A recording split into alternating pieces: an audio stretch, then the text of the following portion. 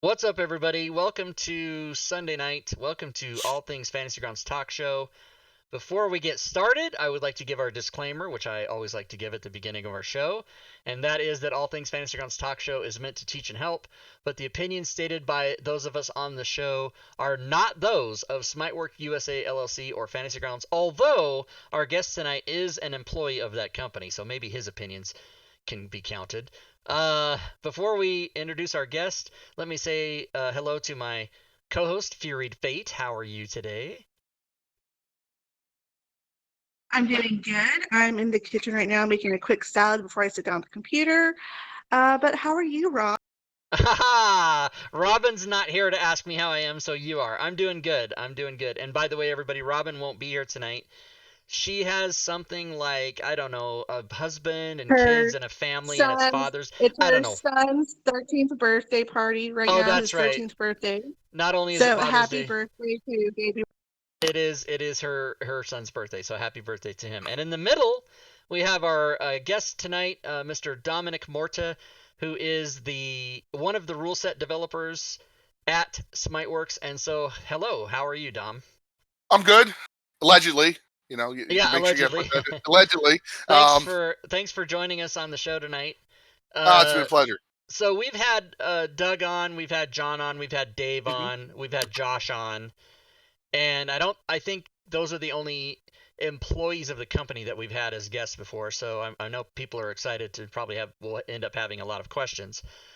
hmm But why don't you start by telling everyone what exactly does your job entail at SmartWorks at Smart. It is SmiteWorks at smart. Fantasy Grounds?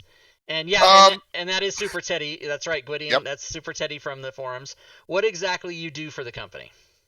Well, my title is rule set developer. But what I'm doing is basically squash bugs. Fix the rule set code. Basically, Fantasy Grounds has different layers of code. And I'm basically at the client facing portion of that, where the rule set code, which is the XML Lua. So I'll be adding in features to core, or fixing bugs when they add a new Unity feature, things along those lines.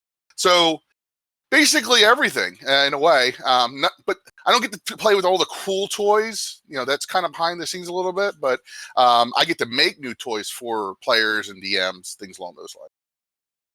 Cool. And maybe make a rule set. You never know. Yes. Gwydion is acknowledging you helping him with SOTDL. I mean, Shadows of the Demon Lords. Oh yeah, because you guys couldn't remember my name when they were on. So. Oh yeah, I don't. I'm Yeah. such a. Before I became an employee of Smiteworks, I released a whole bunch of different extensions from Warcore that were more specialized towards a particular rule set, like Shadows of the Demon Lord, Cyberpunk 2020, Ars Magica, Shadowrun. I mean, the Good list just kept lord! going on. Yeah, Wow. I mean, I did a lot. Yeah, so. Uh, so um, what? Tell everybody how you got started in. We always like to ask people what their Yeah. origins in gaming are. So how did you get started? Well, I grew up in South Philly. Oh no, we're not doing the David Copperfield beginning. I got you. Anyway, when I was a kid, I was like 4 or 5, and a lot of older boys, were into tabletop gaming, but they didn't have enough bodies, so they used to invite me down to kind of here's a class sheet, roll some dice. I was like, okay, I can do that. Wow, And that's probably that's the how I got earliest I've introduced to ever heard D&D. somebody. I started in second edition, Yeah. moved on to 3.5, and Uh-oh, he's frozen. No, what's Oh happening? no, you broke him. I broke him. I made him tell his childhood story and it broke. We got to screenshot that face. That's pretty awesome. Oh, there you go. but I used to run it for a ton of military guys. Some of my most memorable campaigns were on a military base, running a military campaign. Whether it was Traveler, Ars Magica, not Ars Magica. Actually Ars Magica, Traveler, and then I also did a memorable one for 3.5, and also tried to do a little Exalted thrown in there somewhere. I just love reading rule books for some reason. The lore, the stories that you can get from those fluff, from those source books. It just sometimes it's better than reading the novels. Yeah, I know. I've heard many people say that they enjoy reading the rule books just for that reason, Mhm. and even if they don't even play the game. I know somebody who's read a lot of rule books of games they've never even tried. Yeah. Well, that's the thing. That was kind of my goal when I was a community dev, was just I wanted to bring a lot of fringe systems to the catalog, so to speak. Like I wanted people, like random people would show up in the forums and be like, "Hey, do you have a rule set for this or a rule set for that?" And mind you, at the time, it was mostly my own personal group wanted to try these rule sets, so it's like, "Yep, let me make it real quick." And I started out running it as a more core, like one shot. People enjoyed it, so then I started kind of specializing it to make things easier for me and the players. Yeah. And once I got comfortable with how it looked and how it felt, I released it to the community. I said, "You know what? Have fun." So, but yeah, I mean, it's. I actually started more enjoying this part of it than actually running or playing in the game than anything else. Yeah. So I just took more stuff on. So did you do like a lot of campaigns from like Wizards of the Coast, or did you do like a whole bunch of homebrew stuff? I didn't know WotC actually had settings most of my career, or well, I would say career, but most of my time playing tabletop. Everything was homebrew. When I first started, we used to meet at this kid's basement, and it would be 3 tables set up with 3 DMs, right? And then you would just jump in, and they were all mostly mega dungeons. So you would bring in like a binder filled with character sheets, and hope you would come out with at least one of them still in your binder, because all dead, yeah. all dead, So so when the joke is like when and these DMs were really smart, they would keep, they would actually raise old characters back from the dead and use them as villains against you. Mm-hmm. So it was fun. But where I got my start wasn't the whole like epic stories of grandeur and let's go find the earth shattering gem that might kill us all, that kind of thing. So most of it was just like playing Diablo. Like you make a character, jump into a dungeon, see how much stuff you can grab out of it before the rest of everybody else died. So yeah. There's been a few questions so far. I don't know that we're going to be able to keep up, but one of them I know was what rule sets do you work on, and I know you're going to share with us some of those. So that question will probably be answered when you share your screen. Another one was how can Lensman is asking someone interested in learning to code in Fantasy Grounds, could you recommend a beginner's guide video series or books on XML? Sure, I can answer both. I work on basically, well, anything they throw at me, really. Right now I'm working on Mutants and Masterminds, getting it upgraded to 3.0 to the 3.0 version, layered on core, basic role playing. A lot of our rule sets are run by community developers, so I don't necessarily touch them all that often. But if I would, I'd be working with them at the same time. I helped out with Vampire the Masquerade a little bit before it was released. I basically fixed bugs in 13th Age. I fixed bugs in.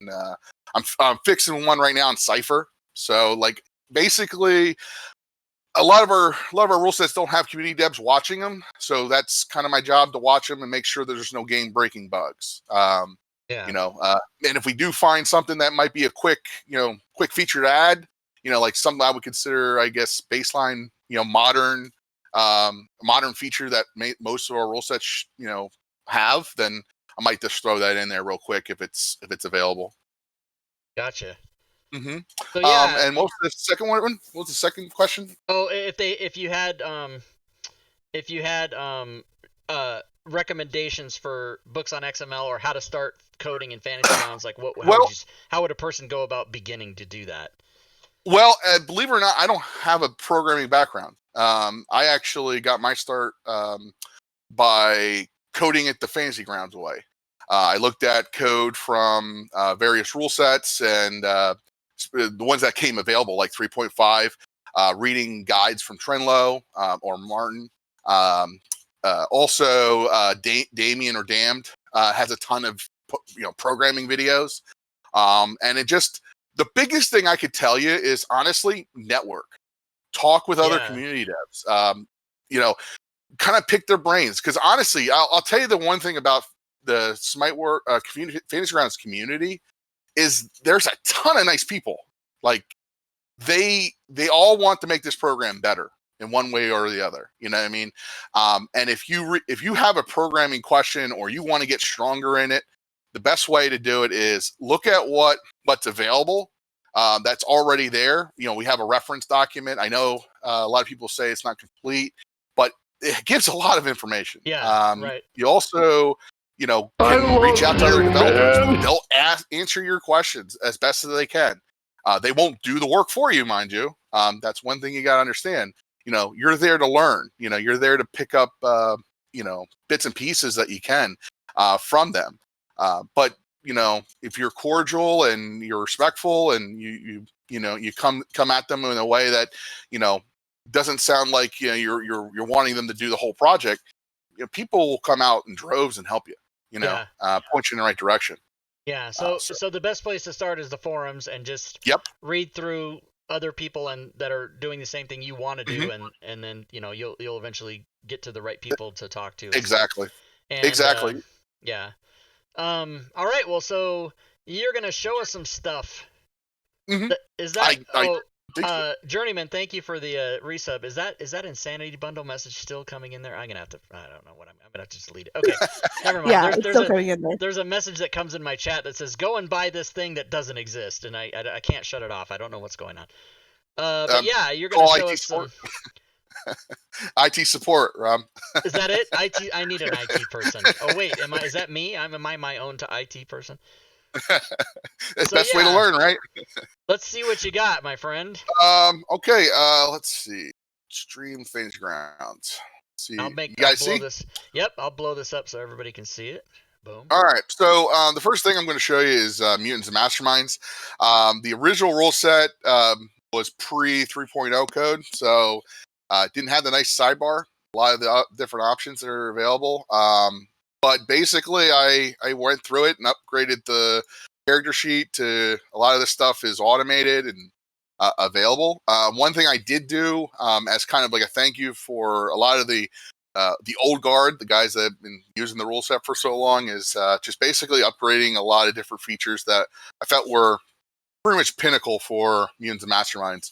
I added a nice little powers frame here where they can add their power groups, all the different powers that they've gotten.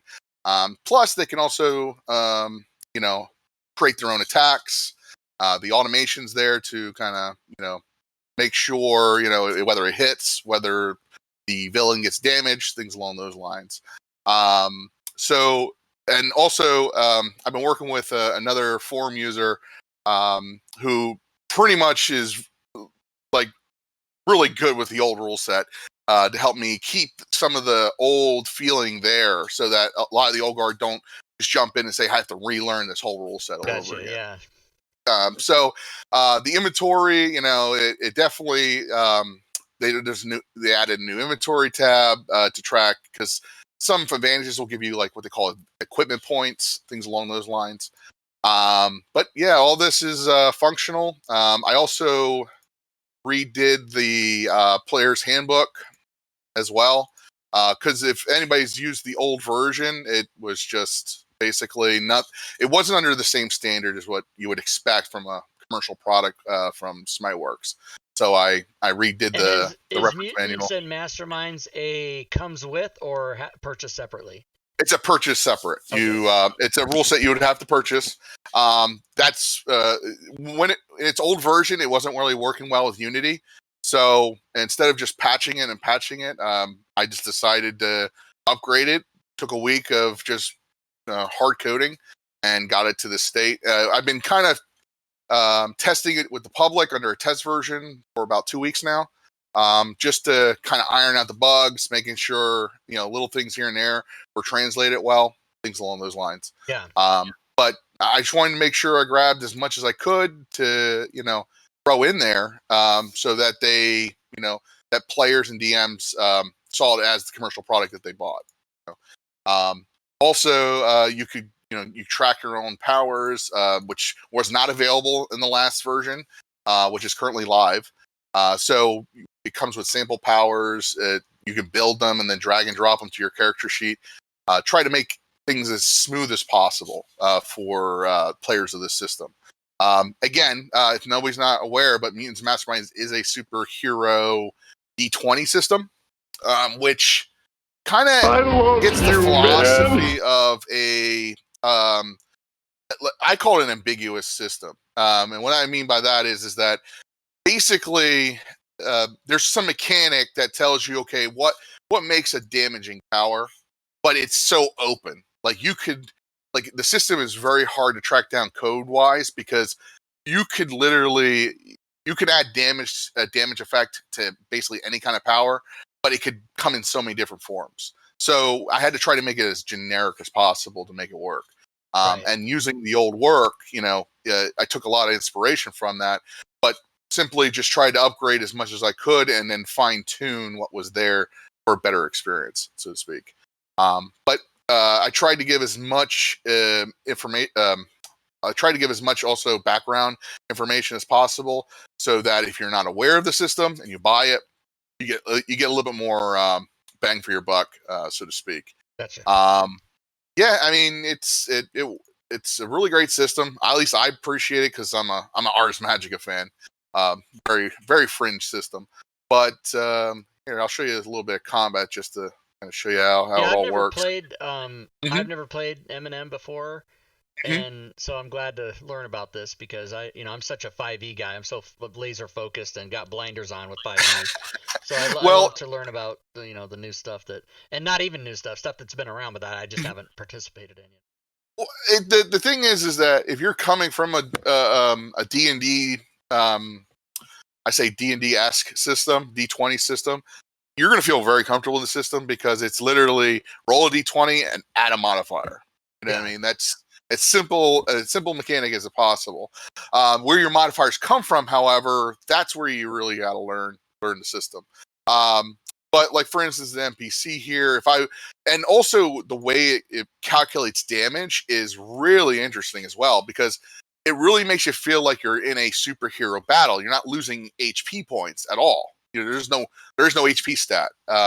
You actually have a gauge of levels of success based on how much damage you have received. You get negative modifiers to your roll, and then on basically you keep going up like a level ladder until you're basically dead. Basically most combat ends when you're incapacitated, because you're just basically you're out for the count. You have to then be revived and brought up, but if you continue taking damage, you'll go to dying and then of course dead. But dead's an actual condition. I love it. Oh yeah.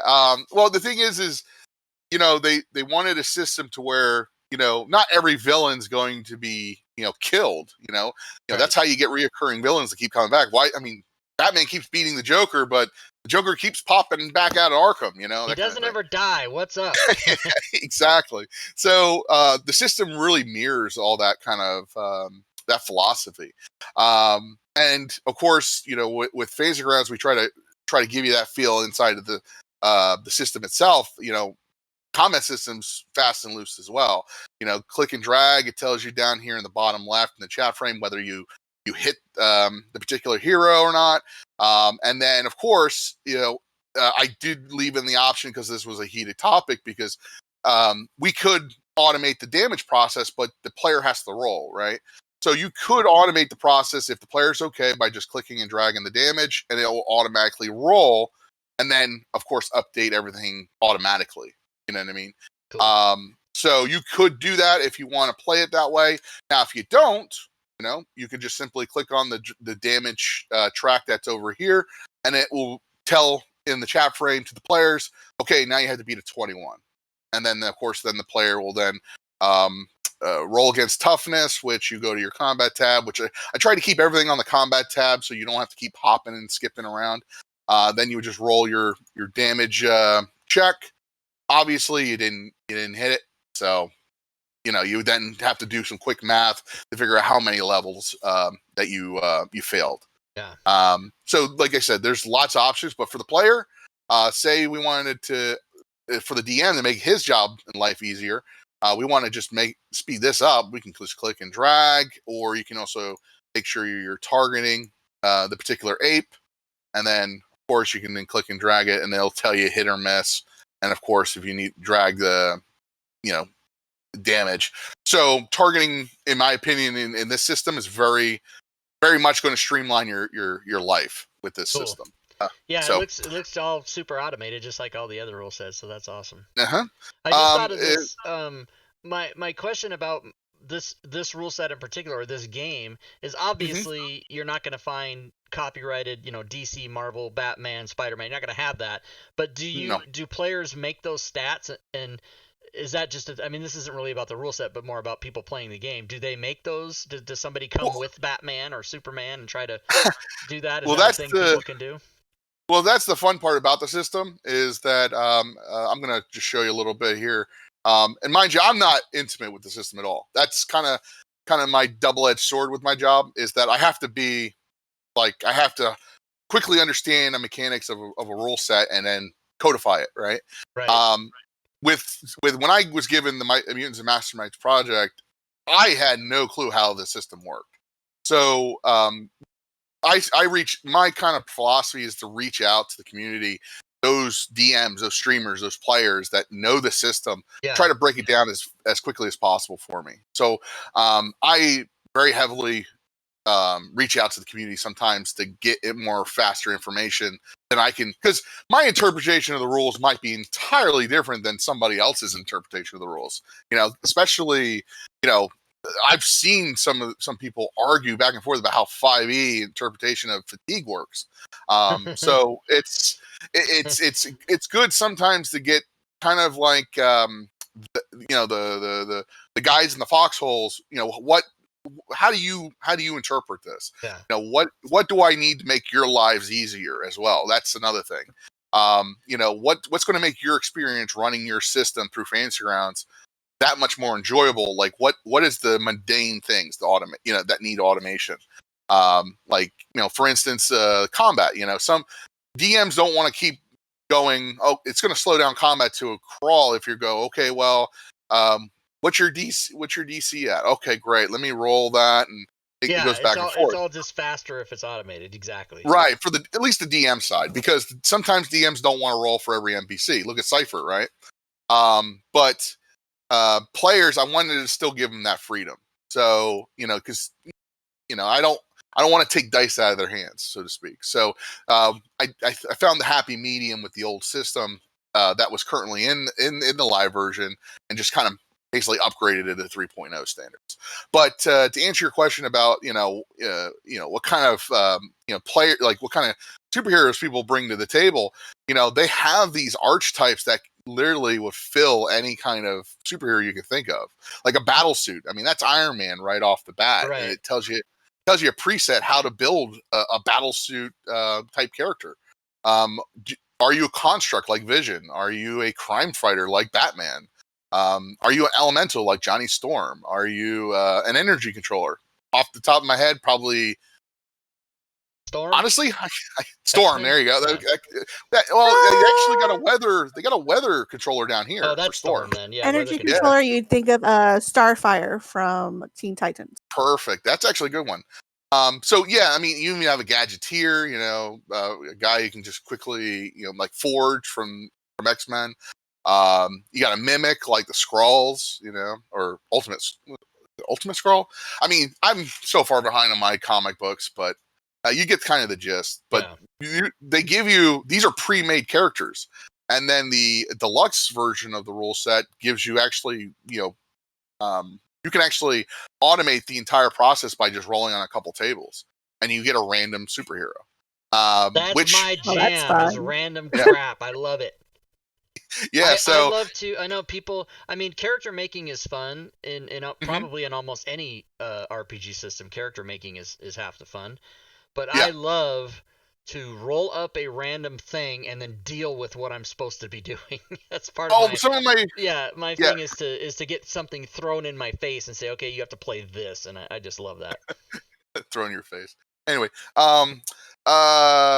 but yeah, exactly. Like some of my most favorite characters I've ever played on a tabletop were literally defunct characters. Something that I would, if I was going to be a min maxer, I'd throw that away in a second.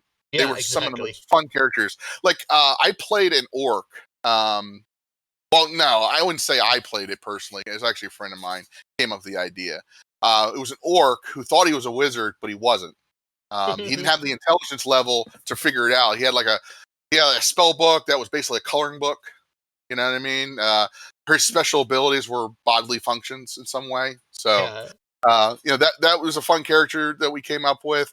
One of my reoccurring NPCs was a character I played with off and on as an NPC player character for God knows when. He's a gnome illusion master, and he's just gone mad from all the years of all the different events that he's played in.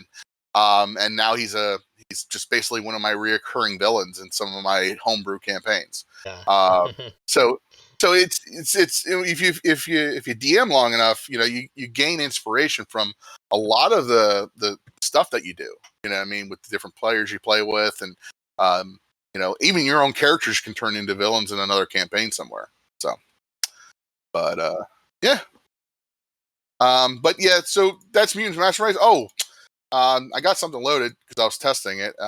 New Theater of the Mind frame that I just released on Friday. Holla. Yeah. And so this is core RPG, right? This can be used for any rule set based on core. Any rule set. Yeah. Okay. Good. Yeah. I can't. The one rule set I'm kind of worried about is Savage Worlds. I tested a little bit, but I don't know if a random error is going to pop up. So nobody plays Savage. I'm just kidding. That's a total joke. That's a total joke. Actually, I like Savage Worlds. Oh yeah, it's fun. You know what I love about Savage Worlds and other systems like it is I think the concept of exploding dice is so fun. I just love that. I just like the fact that you could face off like a low level goblin and then he just one shots you. Yeah. You know what I mean? Because he out rolled a D4 and got a 60. Yeah, exactly. Or whatever. Yeah, whatever the max is. It makes me laugh because it's like, and then you'll get like that random player that just throws a hissy fit over it. It's like, oh, that's the way the cookie crumbles. I mean, in real life, if that goblin somehow magically puts a knife to your jugular, I mean, no coming back from that. Sorry, but yeah, it's a great system. But the thing is the philosophy behind this extension that I want to try and get incorporated into core is I wanted to use it for basically any kind of scene. It's not just for combat. You know what I mean? Maybe you want to do a chase scene or maybe a social interaction scene, or maybe you want to do ship combat in Starfinder and you don't want to keep tracking all the different squares or Traveler. It gives you that opportunity to quickly run combat. And it's great because if you're, say, streaming, you can definitely just place this in your OBS in one frame and call it a day. But just kind of show you a little functionality. I gave the map of Freedom City here, and I'm throwing down. I don't have a token for test. I should get that looked at for the test. I should put something in here. Let's see. Now, did you put the Asian warrior and the ape in different, or did you do one drag and they both popped in there? Yeah, so I added this functionality to make things go quicker because I haven't been able to pipe it into the counter system yet that we have. So you can actually click on hostile right here, right? Click and drag it over, and it'll bring all the hostile guys and automatically populate it. So now I'm hoping, I'm assuming that if you have like 17 of them, that's going to be messed up.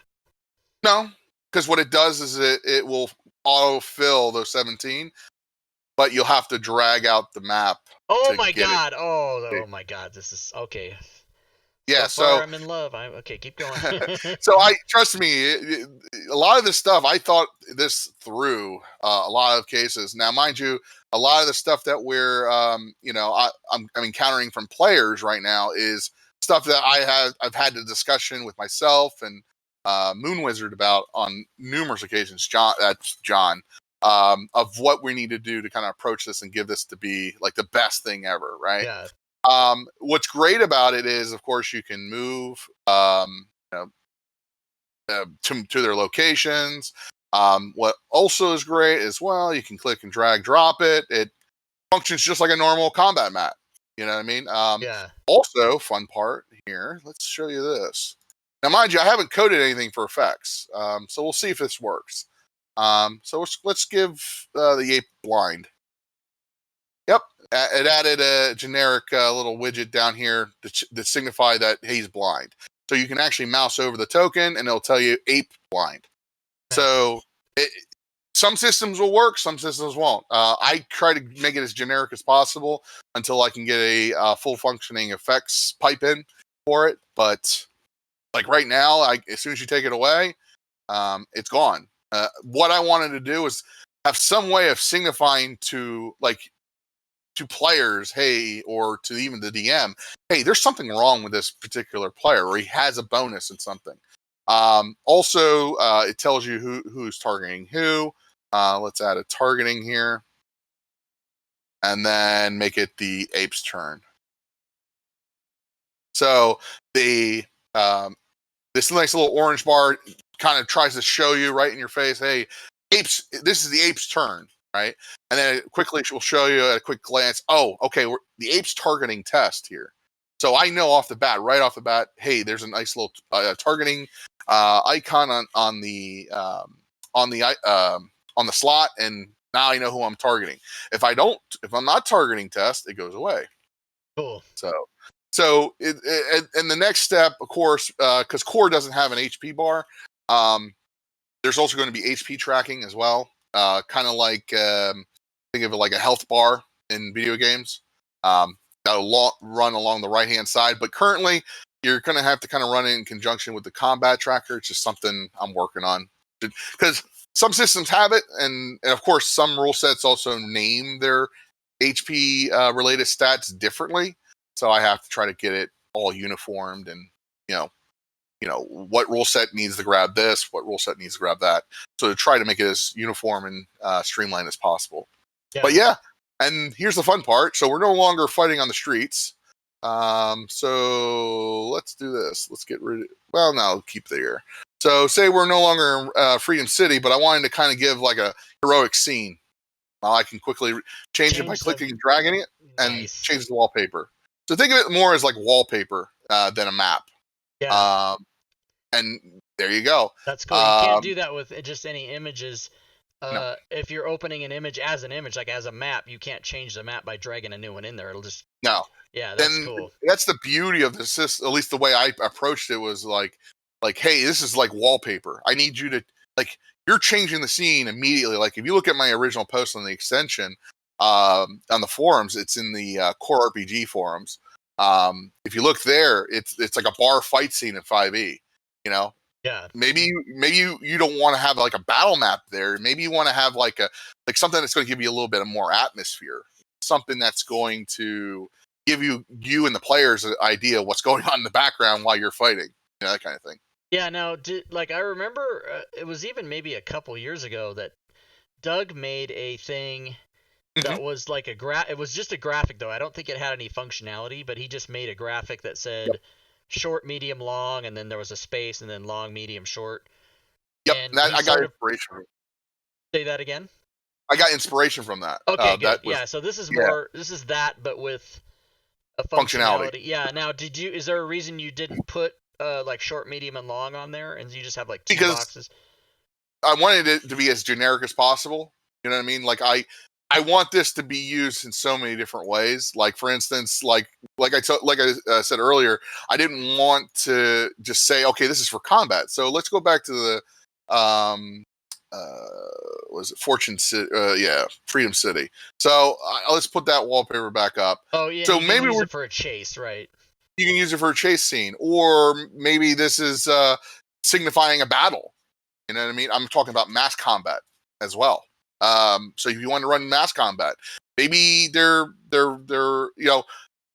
eventually this is going to change. You're going to be able to change orientation, so north and south instead of east to west, which I call the Final Fantasy version of it, because Final Fantasy had east to west orientation.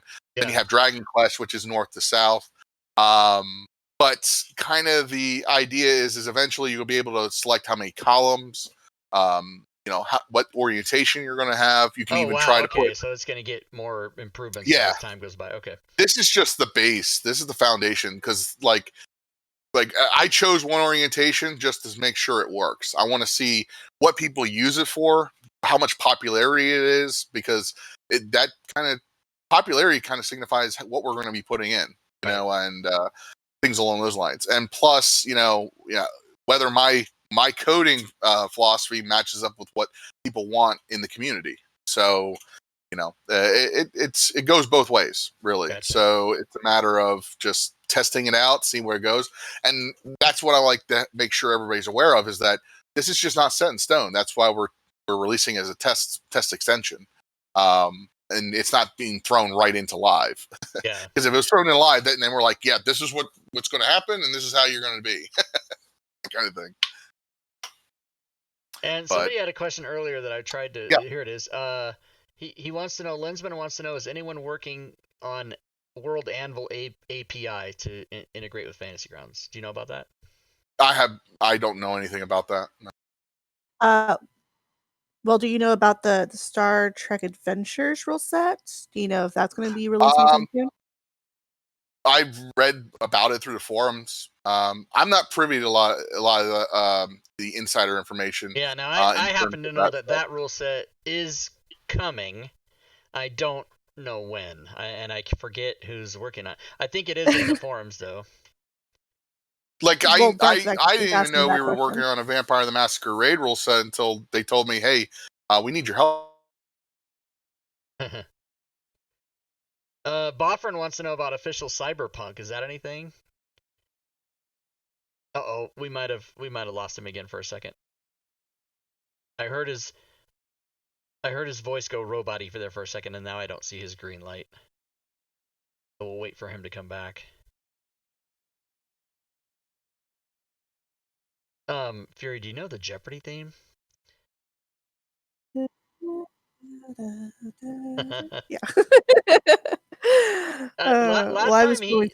Last time Dom blinked out for a second. I don't even think he was aware he did, so he could still be talking. He probably is, just like last time, and then he bops up talking about, I'm in the military. Yeah, and then he's like, and then he'll come back and be like, and that's how you score the recipe to the cakes. What?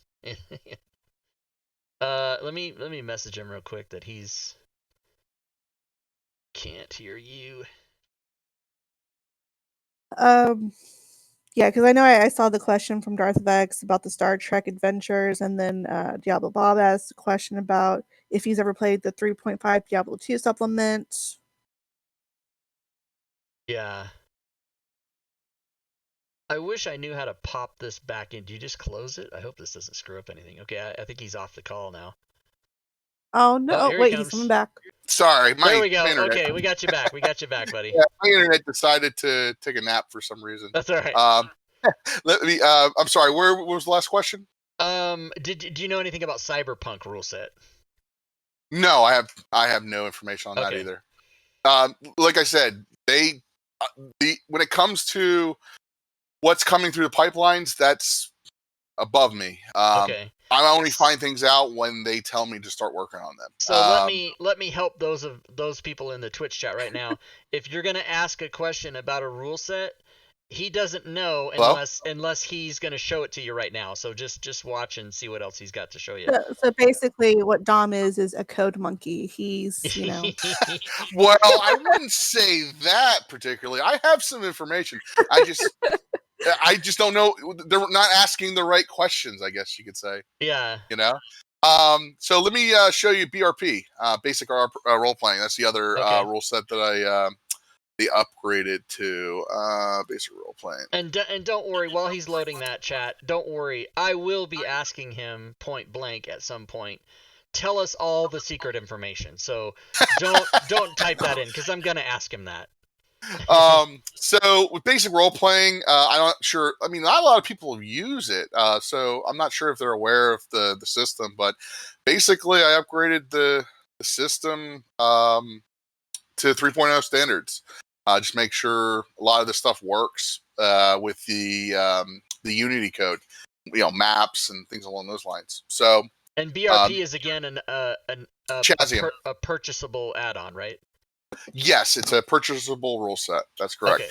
Okay. Everything I showed so far is something that somebody paid commercially for, and it just was never upgraded to the 3.0 standard. So I basically updated the code to make sure it worked with the latest and greatest of core. Plus, being layered on top of it, you now have a system that is receiving ongoing updates, more or less. Like it's going to work with Unity code. It's going to maps and all the effects engine stuff that we're releasing for Unity. It's going to work inside of the rule set. Gotcha. Plus, a lot of the standard stuff that comes like with I won't even say 5e, but like 3.5 and 4e, and those standard rule sets are available here. Drag and drop combat works with the map, works with the NPC, and then on top of it, of course, get NPC sheets. Everything's automated there as well. So more or less, the idea of upgrading it is to make sure it works with that, 3.0 code, so that you're not having to create like a lot of the, believe it or not, a lot of the upgrading was actually ripping out all the makeshift upgrade stuff to make sure it worked with core related features. Like the party sheet, for instance, this is standard core party sheet. It was not part of it. The sidebar, a lot of the sidebar stuff was not part of the rule set. Character sheets didn't have its own selection area. You had to go in the top stack. I remember 6 years ago, a lot of this was normal fare for a lot of rule sets. So, Yeah. so I basically just got it. What you're showing now is all available now at live, right? No, this is test version. Oh, all test version okay, stuff. so it's gonna wait till it goes live. Okay.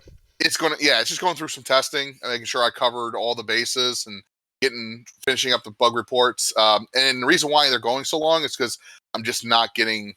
I'm not happy with the bug report number count. Like I'm sure there's something else I'm missing, or I just want to be sure. Right. Be very sure, really, that I covered everything. So. But yeah, so this is BRP. It's available. I also updated I didn't update the reference manual for this because it works. It's not, didn't need as much love as the Mutants Masterminds, version. So it is what it is. It is what it is. Yeah. If it's not broke, don't fix it. Right. Exactly. That kind of mentality. Let me show you. I'm sorry, there's not much in terms of basic role playing. It's really vanilla in terms of any new features. I just basically more or less copy and paste the code and upgraded functions for that one. Yeah. I didn't see much in terms of updates that needed to be done besides like adding sidebar records and things along those lines. But let's open up core, and I'm going to show you some future stuff. I love you, man. Yeah, let's do that one. Awesome. Thanks for the sub. Welcome to the stream. Thank you so much for the sub. So, one of the things that we wanted to look into, and this is down the road, this could change. It's just kind of preliminary stuff. But we wanted to have a way for players to kind of quickly navigate the system without always having to go to the sidebar, and kind of manipulate what the information that's inside the frame. I don't know if you've played with core a lot. Actually, yeah, if you haven't played much with core, you might not recognize it. But do you see on the top of the frame these nice little new buttons? It looks like there's two in the upper left. You mean? Mm-hmm. Yeah, those. Yeah, those aren't anything I recognize. Yeah, they look new. No, what I did was I basically standardized the frames inside Fantasy Grounds to contain like almost like top frame buttons. So like for instance, you want to quickly add this character as a speaker, so let's call him Rob. Why not? Why not? Um, That's the best name there's ever. a nice speaker button here. So it's no longer in the top part of the frame here. It's now on the top part of the line. So when I click it, guess what? Rob's now a speaker. Gotcha. Hi, folks. You know, that kind of thing. Something I typically say a lot. Hi, folks. Now, this might actually make a lot of people squeal like schoolgirls, but I had it minimize the top right part of the screen. So now you can minimize and open as quickly as you want. Oh my god! Darth is squealing. Well, I knew one person was going to do it. And then I also added a shortcut to our new wiki with the question mark button. Yes. So it goes directly to what's related on the screen. If it's available, of course, with the rule set. If not, it goes to the core RPG version of it. But I added it for notes, and I mean NPCs also got the treatment as well. So all that, like the ID buttons on the top, the locks on the top, you know, kind of basically pulling all that mess out of the frame itself, and it goes right on the top. Now, what's really cool about this isn't what you're seeing as a player or a DM. It's for the developer. We're streamlining this whole process that you can add and customize it to whatever you want for your new sidebar record. So if you want to lock on your record, you can simply do one line of code and boom, it adds a lock. You want the identify button and its functionality, boom, it adds it. So it streamlines this whole process for developers and helps them out when they're trying to develop their rule set or some sort of functionality. So like little little cheats to help in in development of other sets. Yeah. Oh man. Exactly. So basically, no longer do you have to sit here and go through about 1 million lines of code to figure out, well, how do I add a close button to a frame? Yeah. Well, you put close in the code, and boom, it does what it's supposed to do. So it's more or less taking it makes development a little bit more easier. You're not having to learn like all the different APIs that, say us 6 years ago had to learn from the ground up to get to the higher level. So I'm taking that code and making it more streamlined and more easier to understand and simplified, so that when you look at the NPC sheet underneath the code, it's just one line. It just says header buttons NPC. So you get the standard buttons for an NPC record right then and there. It builds it out dynamically, of course, too. So if you don't want the speaker button, not that it just dynamically builds them out for what. Think of it like Burger King. Choose what you want, that kind of thing. So yeah, that's something that we're toying with, looking down the road as well. Let me show you this other nice one. This should also help out a lot of developers in the long run as well. Again, everything you're seeing here is not set in stone. It's still in debate. It's still being worked on. It's still in debate. I love that. It's still in debate. So the next one. That says so much. That just speaks volumes right there. So the next one is what I affectionately call standardizing the sidebar. Sidebar will no longer contain these big, audacious buttons anymore. It's going to be a simple button that all the sidebar will contain. Like, it's one image. That's it. So you won't have if you're a theme developer, you won't have to develop like 15 odd new icons. It's one icon. That's it. If you want to add a new sidebar icon, simply add the record into your code. You don't have to jump to 5 different places to build it. It's right there, ready to go to do what it needs to do. Now, will this prevent people from doing, say, like each individual color, or if they wanted each icon to be a different thing, can they still do that? Well, that's the debate part. We're looking at ways of possibly even adding images, or there's lots of different things that we can come up with. But right now, just to kind of keep it base, to keep it simplified, it's one image right now. Yeah. You could change the color of the text. That's I put that in there.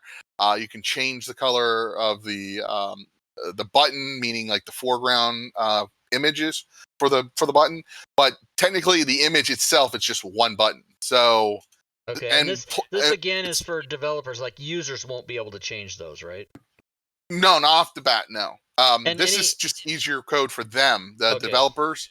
But I mean, this is foundational stuff that eventually we can sit there and add buttons to customize it the way you want it, right then and there. Yeah. You know, if you want to choose a new image for the button, maybe right click on the button and choose it.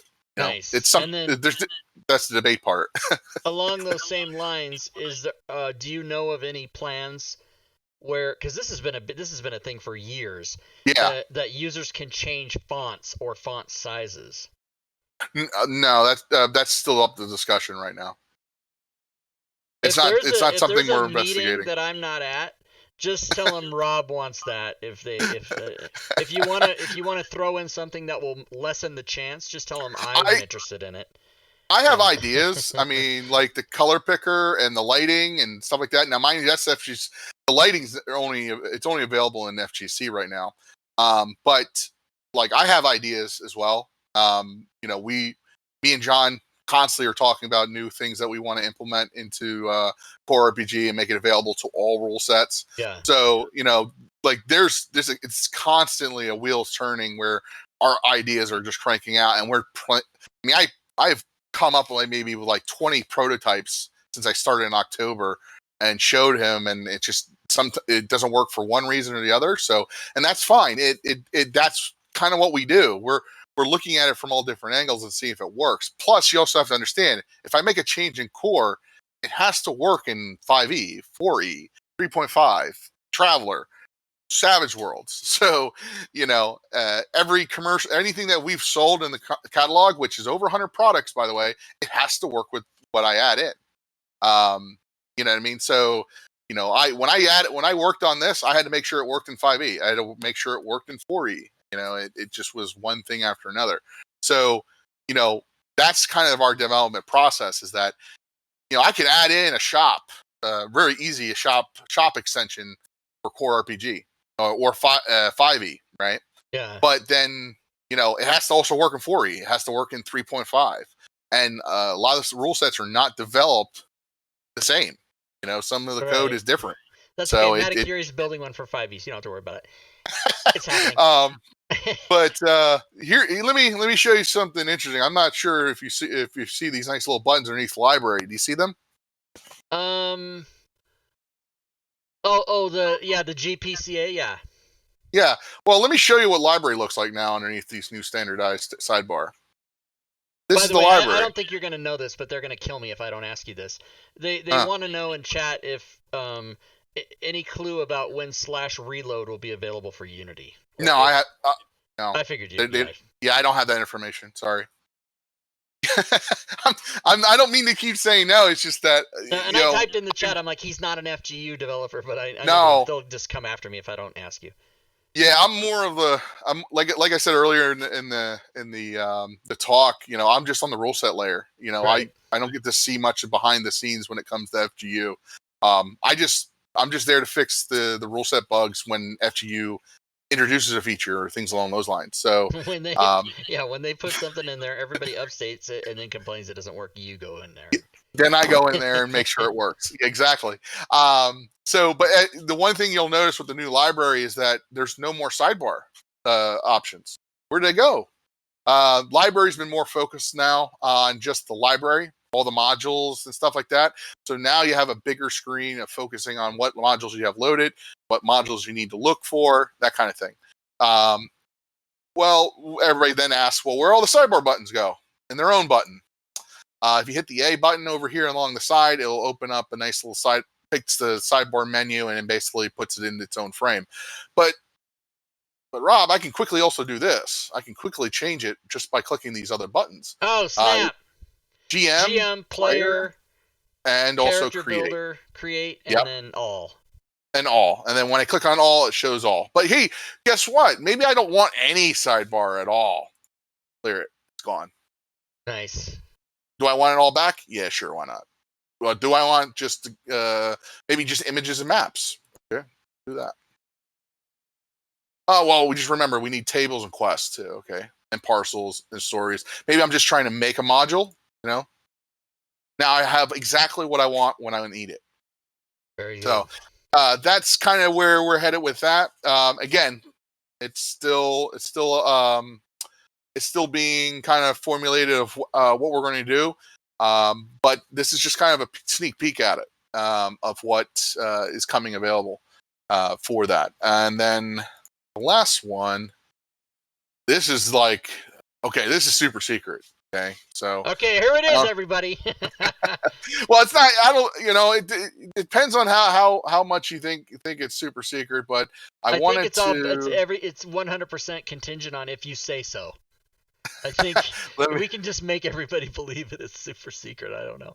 Let me see if this is the one, because I forget the name. I forget when I named it. It's not called super secret.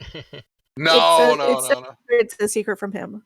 Let me see. This is the same concept as where you put all your nasty pictures in a folder called taxes. So that nobody looks in there. So this is basically what I'm calling the modded chat frame. Basically, the modifier box and the dice tower and all the nice modifier buttons and stuff like that will be inside the chat frame. Basically, and you wanted not watching. Okay, that's all right. And if you wanted, like, say, all that information on the right-hand side of the screen, with conjunction maybe to the sidebar extension, you know what I mean? Where you didn't disable it, you can have the chat frame kind of like just sitting right here. And then you have everything on the left-hand side. You want the players. So you can basically then set up the frame the way you want it. Make it your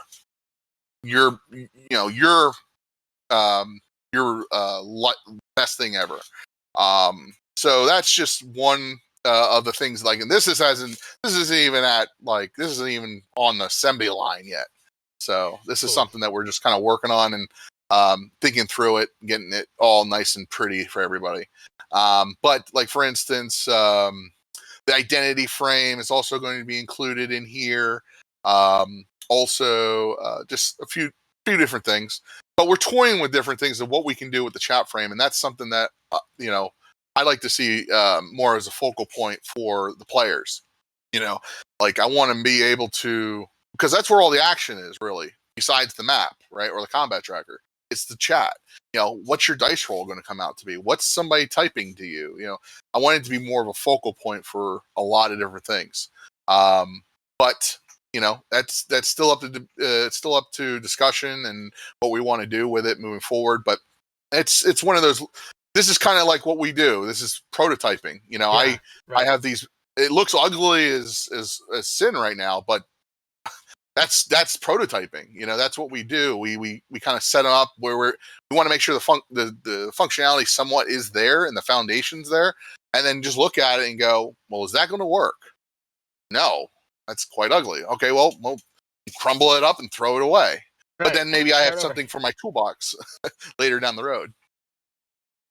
But yeah, so that's the modded chat frame. I don't think I have anything else. Let me see if I do. Let's see if you do. No. You got a couple campaigns there on your hard drive, is what you're saying?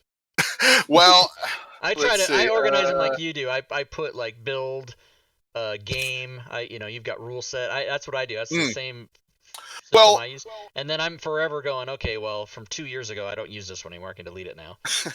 Well, the thing is we did a lot of cleanup through our systems right now and changing how our extension naming is going to be moving forward. So, like, for instance, that's why if you load up the Theater of the Mind extension, it's now using the new system. Like, for instance, what type of extension is it? Is it a feature? Is it a decal? I've been complaining for like 4 years about extension names. Yeah, and so I get it that the community makes a lot of them and that everybody's different, but I have the same speech about extension names that I do about emails and screen names. I want to know what the hell this is. Well, I mean, that's kind of the goal, and it also organizes them. So if you're looking for a theme, you just go to the theme section of the extension. Oh man, I can't wait to see that that's something I'm excited about, is everybody cleaning up their extension names. Well, that's kind of what we're doing right now, at least in Ruleset side of things, is cleaning things up, streamlining stuff. Cool. We want to build all the tools so that when FGU is on all cylinders and really cranking out games, we can really have some fun then.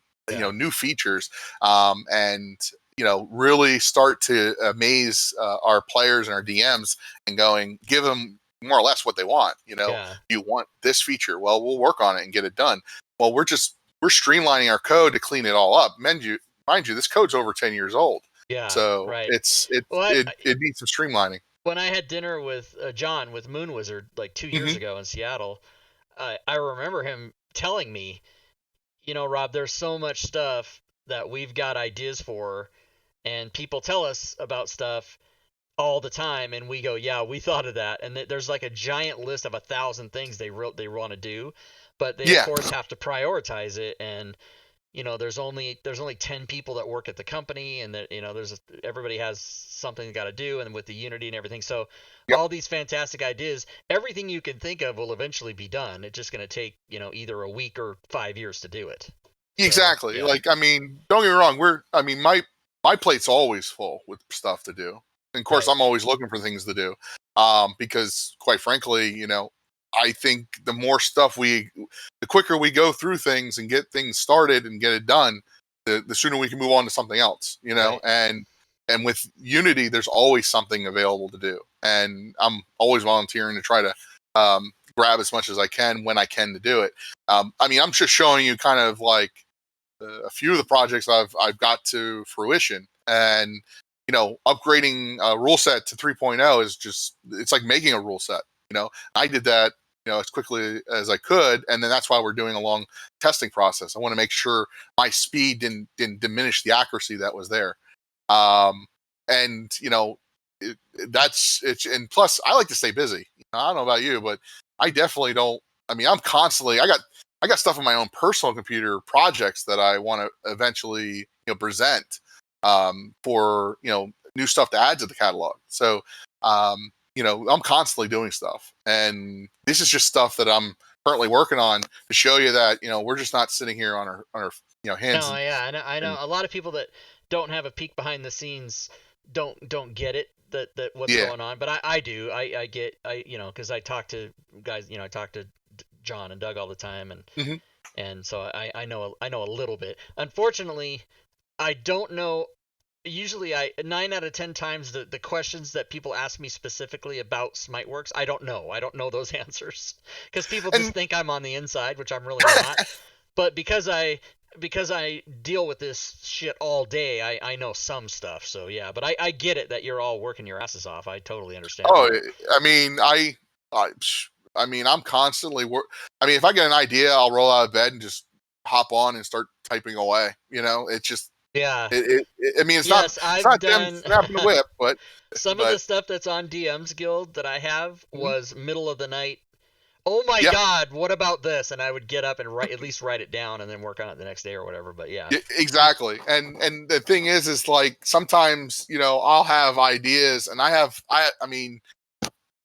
ideas coming out of the years, really, of all the things I want to possibly throw into core to make available for all the rule sets. Like I get the one question I get constantly asked all the time is when's ship combat coming to the rule sets? Because I made the Starfinder ship combat tracker, and I'm like, well, that's easy to do, but did you do that from scratch?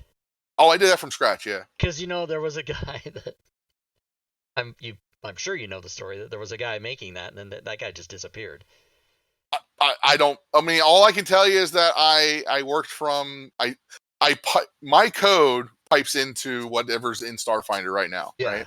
I made. Wait. This could be a whole conspiracy now. Did the guy disappear before Dom joined the group or after Dom joined the group? Yes, it was before. Before, because Russell decided, that's Samarex, the community developer for Starfinder. He was actually starting work on it, and then they said, "Hey, Dom, would you like to, take a crack at it?" Yeah. And I said, sure, I like starships.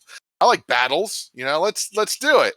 And it was my first project, and I cranked it out. I think it was in January. I cranked it out, but accidentally. By the way, it wasn't meant to go live, but it just went live. So it was a little bit miscommunication on my part of whether or not it was ready, and it got pushed. And then I was like, oh, so there's no testing period, and then they're like, no, well, that's not necessarily true. We did do some testing as an extension first, but like rolling it and merging it with the live code, Yeah, I kind of remember a little bit. I don't play Starfinder, but I remember how excited everyone was about the ship combat. Yeah. Well, it's honestly an integral part of sci-fi. I mean, at least in that system, because it has its own mechanics, its own rules. It's like playing Shadowrun without cyberware.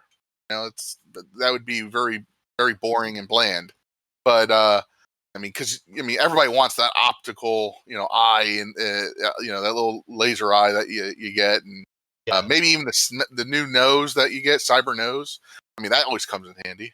But yeah, and then like taking that system, and then all the rule sets having that system, you then have to work at a core level, and then say, okay, well, now I have to make this generic, because if you look at if you look at my Starfinder code, it's very specific to Starfinder. I can't just unhook it and then attach it to somewhere else. You have to kind of break it down and see why the major problem of that whole system, of why it needed to be implemented in such a way. So looking at ways of expanding what we call the actor manager. That's what decides what is an actor. Every entity that goes in the combat tracker is considered a quote-unquote actor. So what can go in there? Well, you have to figure out a way of dynamically making it to where it can then decide whether this is an accepted entity to be added to the combat tracker. And then also on top of it, look at a spot glance, decide, okay, is this a vehicle? Is this a drone? Is this a robot? Is this a human? Is it an NPC? Is it a PC? So we have to figure all that stuff out, and it's still in the brainstorming stages right now. I'm out listening to that. Because I'm so not people think I am, but I'm not, I'm not a coder. Yeah, but from there, that's what I do. I mean, that's what going back to what you were asking before is I'm looking at ways of improving not only other rule sets, but giving the toolbox to those developers to work from as well. Right. And adding ship combat to 5e, I could do that, but then I have to then take that amount of work and then add it to 4e, 3.5.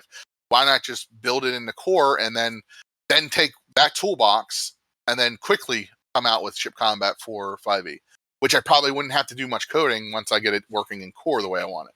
That kind of thing. Somebody just said that in the chat. They said something about ship combats for too soon, because there was a big discussion. Salt. I wanted to work on it since Salt. What was that Salt? Salt Marsh. Mm-hmm. Yeah, and don't get me wrong. Russell came out, or Samarax came out with a ship combat extension for Pathfinder, which was really cool too. But that was the idea. Is the only reason I went with the second kind of combat tracker frame is because it was needed for that system. Starfinder needs a second combat frame.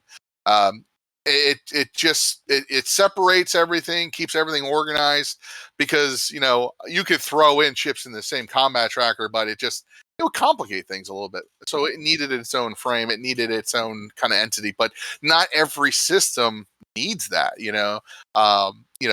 Maybe you don't want a separate frame for that kind of system.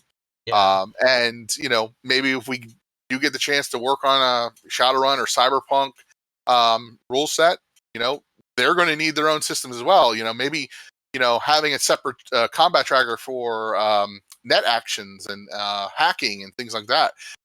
Maybe with Shadowrun, it needs 3 combat trackers: one for meat space, one for matrix, and one for the astral plane. So got to look at each rule set with some rosy goggles and say, okay, what does it really need?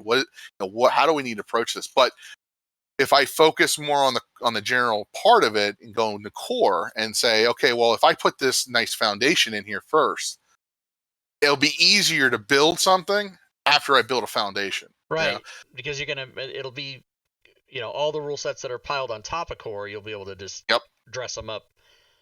So and streamline it to whatever they're needing to do. Exactly. Because in 5e, for example, ship combat and I imagine vehicle combat would pretty much be the same thing. Well, a vehicle combat, and here's where the fun part about defining vehicle combat in like say 5e, because that's the one I was really wanting to focus on the next because of all this nice new stuff that's coming in. Especially my favorite archetype finally made it in. Well, we're not going to discuss my disappointment with it, but the Cavalier. Being able to be on a horse and have that capability and using it as a combatant, why not, instead of making it an NPC, make it what it is? It's a mount. It's a rideable vehicle. It's got a mount. Wait a minute. Where's Cavalier? Where'd that come in? I think it was Is it a UA thing right now? No. It was in with Samurai, I believe. I'm thinking. Oh, this must be which rule set?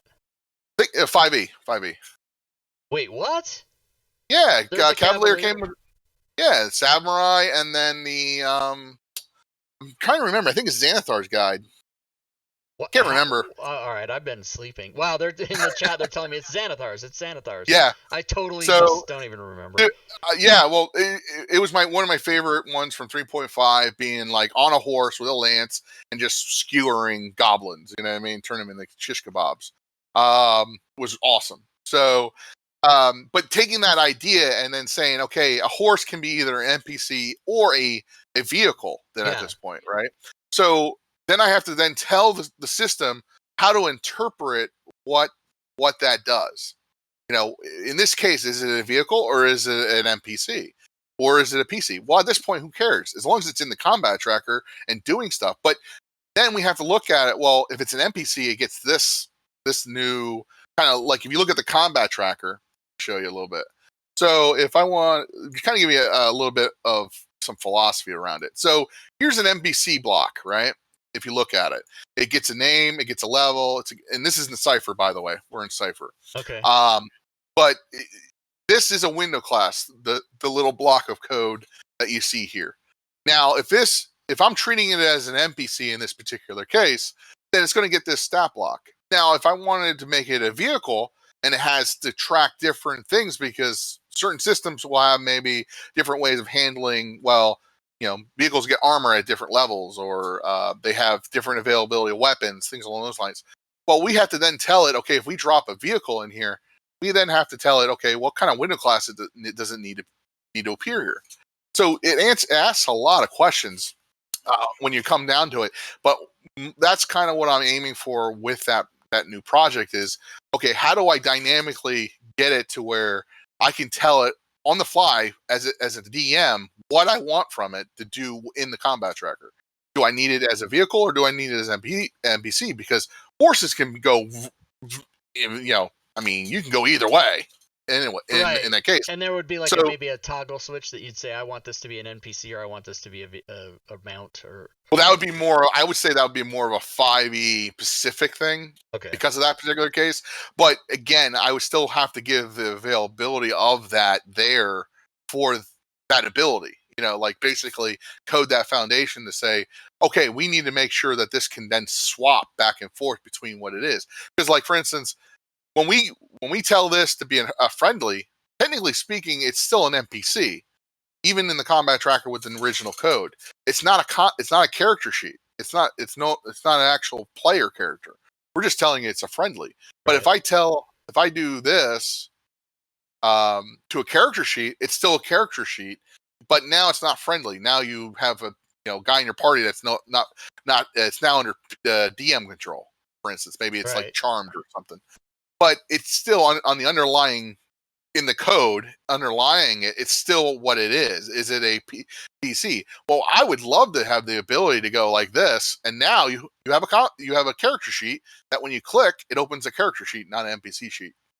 And then when you click on making this, it's now an NPC and not a character sheet. So now when you open it up to the NPCs, you're getting the same information but in different forms. That's something for future, of course. Yeah. This is just something that I've been toying with a lot lately. Cool. And that was super secret, by the way. So shh, don't tell anybody. Don't everybody just forget you heard that. Here's a question that someone asked twice, so I'm going to ask it to you. Will the new library window allow us to filter or sort titles by category, as well as the name or author?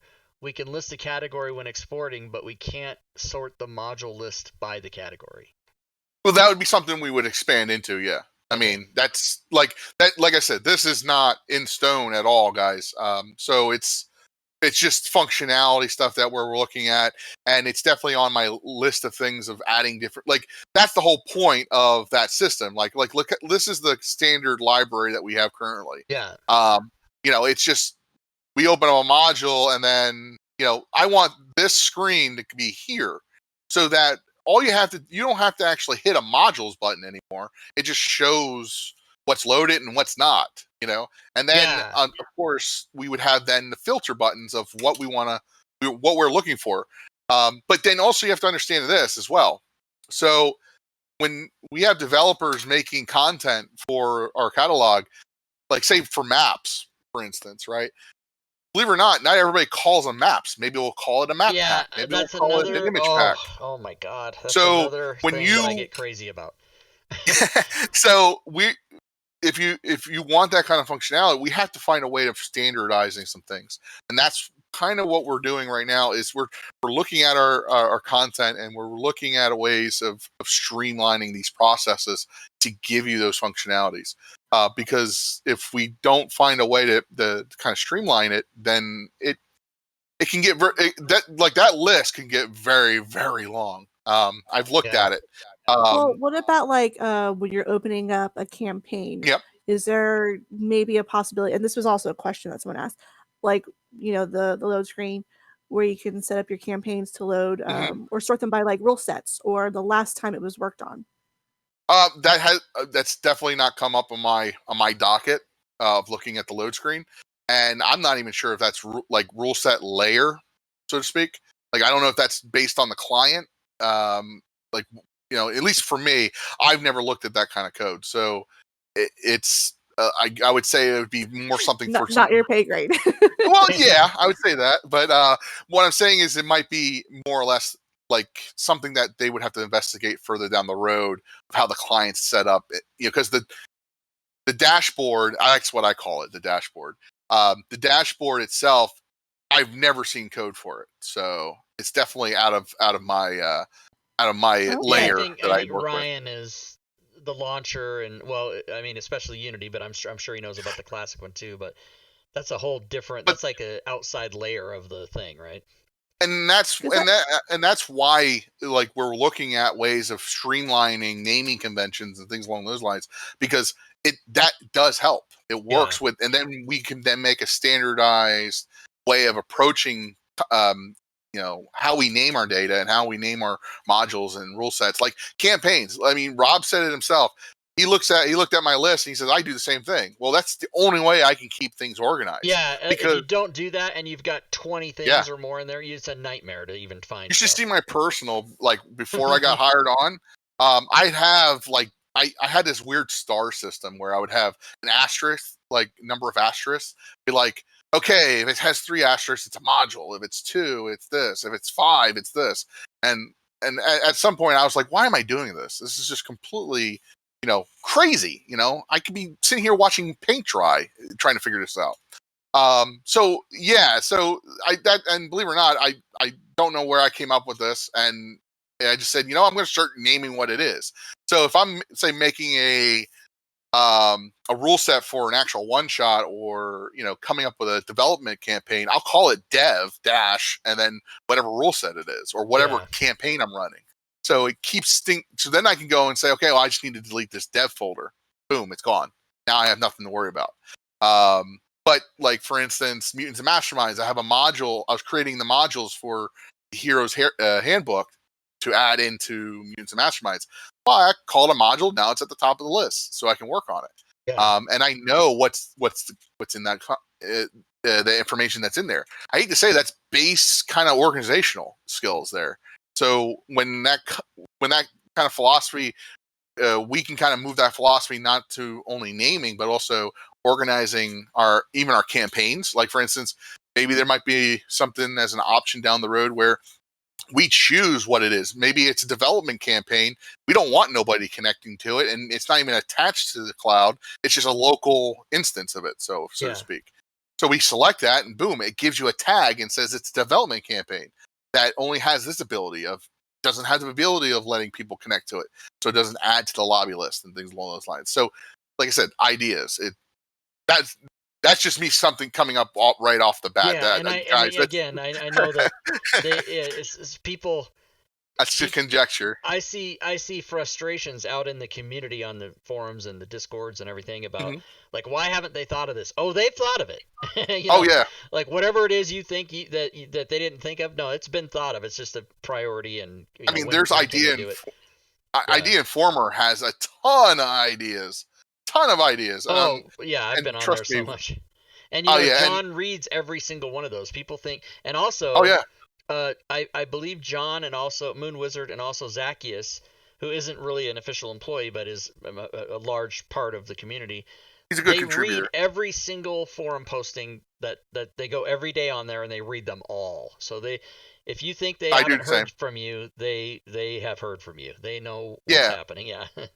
But they only have so much time, and there's only so much they can do with 10 people on staff, right? Well, I mean, I've been taking more of that load. Honestly, I've been looking through the forums, answering questions, or trying my best to answer questions and monitoring stuff. So when I read stuff, if it's like rule set specific, I'm not going to answer. Like that's because like a lot of cases, I don't know all the ins and outs of 5e, so right. I'm not a good guru in terms of that. But when it came to, hey, I'm having this bug, well, here comes the cavalry. That's what I've been taking on more of that role to help Moon Wizard or John, so he can focus more on a lot of the Unity stuff. And Hollis is also in that camp as well. My compatriot, as you were, which he's working on some awesome stuff. Like that character wizard that he's working on. Man, that's amazing stuff. I wish I could have come up with some of that. I got excited. Yeah. I made one of those for 5e. That's a sort of, it's not, but his is amazing. The way it covers a lot of the bases, like, and the thing is it's also like you can skip steps. So if you don't like that, process, and things along those lines. And like I told him the other day, I was like, I'm amazed at what he came up with. Like, getting Fantasy Grounds code to do that is like, it's astronomically awesome. So it, and he has his own, his own bag of tricks he has to go through as well. So we're constantly busy. I really would like to start working with some projects with him, but we're just never going in the same direction at this point. Right. But again, in terms of what I'm doing, I focus on me a lot of the times in this particular case, because as we all should. Because the thing is if everybody with a small company, if everybody does what they're tasked to do, it eventually gets done. It's not a platoon. It's like more of like a platoon system than anything else. If the rule set guys are doing their job, the FGU guys are doing their job, eventually, 5e is going to be humming and dancing and doing its thing. Yeah. So, but yeah, as far as what I could show you, I was going to show you some Cypher stuff, some planned stuff I was thinking of adding into Cypher to make it a little bit more enjoyable. But I don't think I have anything else left here to show. Well, let me see. Oh, no, that's not ready. That's not ready. No, it's not ready. That's definitely not, I'm not going to show that. That get me in trouble. But yeah, so well, actually, here. This is a personal thing. Oh, Dom, we're not streaming anymore. You can show me. No, I'm just kidding. We're totally streaming. This is a personal project, not able to be released, but working on some board games. There's some tabletop simulation games in the sports world, and this is hockey. Yeah, face off, and then it'll go through a play and calculate shots. Nice. Any baseball, any football, any other sports stuff? Yeah, football, baseball. Here you go. Here's baseball. Now you got me again. This is no, he's got my attention. I think somebody even mentioned History Maker baseball in the chat. Yep. Oh, I had no idea this was happening. Oh my god. This is personal. This is not ready for consumption, but it's stuff that I work on my free time. How about wrestling? Like pro wrestling? Oh, so like Gwydion he got a hold of the Roll Maker Thunderworks Games or whoever. Yeah, I saw that. And they gave him all the assets and said, "We'll allow you to do this for free." So he made the extension and the module and the token pack and all that stuff. And I actually played it a few times and put it on YouTube. I did some run through, but the entire game just in Morecore because he decided he wanted to do it. And I mean, this is stuff, when I see stuff like this, people are like, "Oh yeah, let's make wrestling." And like I said, this is all for personal use right now. It's just something I enjoy. Simulation sports. So I'm a freak about simulation sports. Now, would you put these on the forums once you're done making them? Oh, that's okay. And let me explain that because that actually comes up quite a bit in my old extension posts.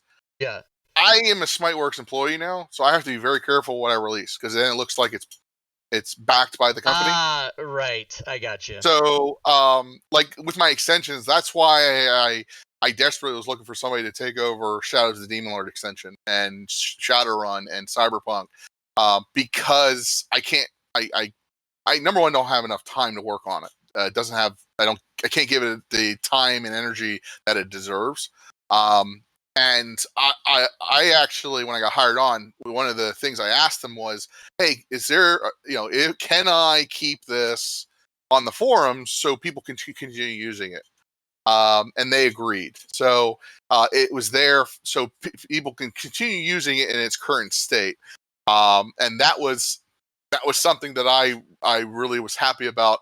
But the problem is like people kept coming in and saying, "Well, I needed this to work," or "How about this feature?" Excuse me, this feature. And I was like, "I'm sorry, I can't. We can't add new features to it because then it looks like SmiteWorks is professionally working on something." And I hate to say it, my extensions weren't the prettiest things on the ball. You know what I mean? So, if I'm going to put out a product, I'm going to actually put out a good looking product. You know what I mean? Yeah. So I see you got Gloomhaven in there. Holy moly! I got an actual rule set working for Gloomhaven. I can't release it because 90% requires if you actually scan in your cards. So. Yeah. I didn't think it was fair to release a rule set that 90% of the work still had to be done. So I use it for personal use because the reason a lot of these personal projects come out is from me because I don't have room to actually run this on my own table. So I'm really into a lot of solo stuff. In terms you're of like me. I have a Kickstarter problem, and I only usually purchase games that have a one-player component. So in case I can't find friends, because nobody likes me, but you do. You're my friend. But I do play an inordinate amount of board games, even though I'm like Mr. Fantasy Grounds. I just love. So like when Gwydion made Role Player, I just received my Kickstarter version of Role Player. And then, that day, I decided to play in his rule set, which he made like a year ago. Yeah. But I'm into all that stuff. I love simulation sports. I love Gloomhaven. I wish there was a way they would let you do that. Well, that's why, believe it or not, that's why I'm actually really excited about Theater of the Mind. The coding for it could be a basis for future board gaming, a board gaming template. It's something that we can look at towards down the road. but like this is what I do. Like this is what I've been doing, kind of like on my weekends and stuff.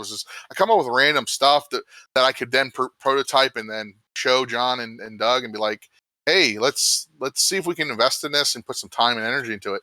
But I don't really I don't show a lot of the stuff because quite frankly we don't have the time for it right now. And you don't want to get people's hopes up like mine are now. Exactly. But, like the other thing for too, instance, though, Fantasy is Age that is on the screen. it is fun to realize that there's possibility there though, because like I told Gwydion, that role player thing really is a nice thing and it works great. And I told Gwydion he should talk to John and Doug about asking those guys for a license and make it happen, make it a thing. I don't know. Believe it or not, that's actually the best thing I can tell anybody out there that wants to really start being like a developer is sit down, build it, make sure that no one else is building it, of course, and if they are, collab with them, Right, totally. Believe it or not, stuff can get done a lot quicker if you do things in pairs or groups, Yeah. Like when I first started the extension game, more or less, me and Damned worked together to get my first one out, The Shadows of the Demon Lord. He did the theming, which it was based off his theming, and then what I did was I did the other half of it. I took his code and be like, okay, I want to specialize it. So I took I'll tell you my process if anybody out there wants to know it. So when I'm starting a new system, and I'm going to use Fantasy Age here as an example, first thing I do is I look at these three elements on how to approach a rule set, because it's going to tell me what I need to get into this system out the door. So to make a commercial rule set, there's three things you need to have. First is a character sheet, like all the information that a player is going to house, all that information, right? And then you need combatants, NPCs. So the DM has somebody go kill the players with. Right. Wait, I'm not sorry. They're going to tickle them. We don't talk about. There's no murder hobo DMs in this chat. No, not at all. So you take this philosophy is that, okay, first thing I would do if you're tonight's your first night of ever approaching the code of Fantasy Grounds, is let's take the core RPG character sheet and then make the character sheet that you want. Well, the first thing I would do is basically look at what do I need to have on here. Well, I hate to say it, but 90% of most rule sets come with a character sheet. Model it after it, that tells you what information I want to try to approach character sheets as like, what you see on Fantasy Grounds is what you're going to see at the table. It's the same information. You just got to type it in. Things along those lines, but with some added automation, of course. But yeah, so the character sheet's first. Once the character sheet's finished, then everything works fine. You can play with it. Characters love it. You can drag and drop to it. You move on to the NPC sheet. Then you say, okay, well, let's build out an NPC sheet. But this is different. This needs to kind of mirror what we would call a stat block. You know what I mean? Like a 5e stat block. Yeah. Very simple, easy to understand information that you can sit there, look at very quickly and surmise, hey, this dragon has a breath attack. This has a 15 accuracy. It does this or does that. Then you take that and move on to the combat tracker. Now you got to make sure everything works with the combat tracker. Drag and dropping the characters there, the combat related to it. What I just basically covers 98% of most of Fantasy Ground code. Right there. That's 98%. The other 2% is all these extra options and modifiers and the theming and the sidebar. I'm not trying to diminish themers out there. I'm not saying that. I'm just saying in terms of learning a lot about how a rule set's made is done with these three particular areas. It seems though this might be a giant project that would take forever, but it seems as though someone might be able to write code or develop an interface to where you could fill out you'd have to go in and put in 1,000 parameters of what you wanted, and then it could just build the rule set. Kind of like Par 5e builds a module from just entering all the code in specific ways, but it seems like that could be a thing. I don't know. Maybe I'm not a programmer, so I don't know what the hell I'm talking about, but that would be awesome There you go. if you could go in and put in, here's what I want on the character sheet. Here's what I want in the combat tracker. Here's what, like all those 3 components you said. It would be it would be cool if you could have a Google sheet or some interface that you would enter the data into that would then turn that into a rule set. That would be crazy. You want to do that? More core. Is it? That's the best thing I can tell you. If you want to build literally a rule set within Fantasy Grounds, more core's the way to go. Especially with all the new additions that he's added, where you can then enable the tracker, hide parameters. You can basically go, okay, this is the strength. Strength stat. It's like 12 or something. And you can do this right inside. See, I didn't know that. Yeah, I didn't. Yeah, know. And then what you can do is say, okay, say this strength goes towards a roll for attack, right? And you're adding it in. You can actually add it. You can just basically click and drag strength and drop it into this ref field, and it literally will then factor it in the roll. So it's built in there already. Holy crap! See, I didn't even realize this was a thing. Get to work, everybody. Start making your games. But this is where I actually started. This is where, this system is where I started. And mind you, I've helped out with a few different things. Like, for instance, getting the tracker and the formula to work together. I didn't actually work on the parameters. That's somebody else. But I'm getting it to kind of line up right and show correctly and things along those lines. Once this was added, you literally have the ability as a DM to build your rule set within Fantasy Grounds. Oh my God. As a character sheet. You can do the same thing with NPCs as well. You can take roles. roles. Didn't know this, you guys? Like, what's up? What's happening here? And mind you, I'm not the developer for this. Right. Damien. Damned is, yeah. Yeah, he's the guy that's been working on this for years, and making it for what it is today. I'll tell you right now, like a lot of when people come onto the forums, and I always direct them to either core RPG, because you can literally play a game in core, any game, just treat it like if you're at the table. You're not going to get much animation, but you can still play any game. Mm-hmm. You can play with core, or if you want something with a little bit more bells and whistles, more core. I mean, you can change this to, okay, this is no longer light wounds. This is dodge for the system. Or this, you can change all the headers for this combat tracker. You can change what each of these numbers are and what they signify. All the roles can show up from the character sheet on the combat tracker. On top of that, you get all these different fields. He's instituted spell points and how they track them. He has also instituted a class system. I don't have that in here because this is actually like a couple versions old.